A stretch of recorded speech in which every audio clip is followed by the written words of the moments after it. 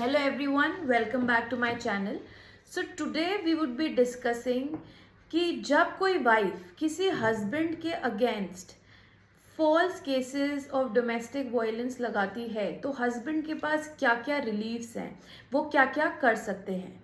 तो पहला रिलीफ है कि अगर उन्हें सबसे पहले काउंटर क्लेम फाइल करना पड़ेगा या फिर जो भी केस है उसमें उन्हें काउंटर क्लेम फाइल करना पड़ेगा कि मेरा ऐसा जो भी है मैंने ऐसा कुछ नहीं किया है, with appropriate evidences, emails, photographs, call records, witnesses, इन सब के साथ। Also he can apply alternatively या फिर उसके साथ ही consecutively he can apply for an anticipatory bail again with the relevant evidences. Also अगर वो ये प्रूव कर पाए कि उन्होंने कोई डाउरी नहीं ली है, जो भी दिया गया अपनी मर्जी से दिया गया है, डाउरी नहीं ली है, so it acts like surplus evidence उनकी इनोसेंस को प्रूव करने के लिए।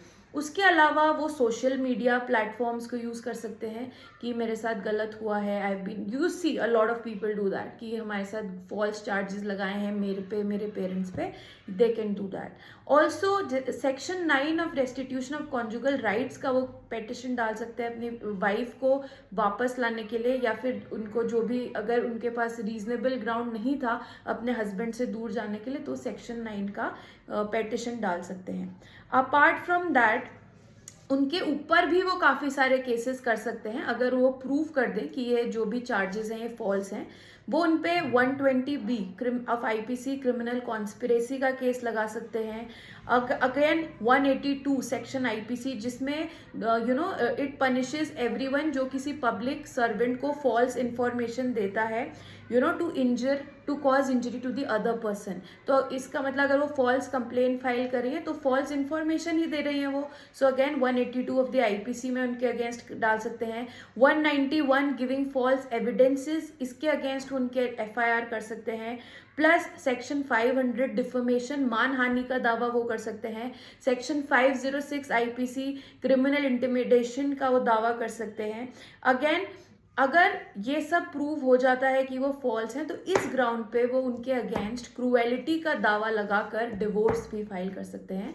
सो it's not necessary that women को बहुत सारे लॉज हैं जो फेवर करते हैं, but this does not necessarily mean that women is always right.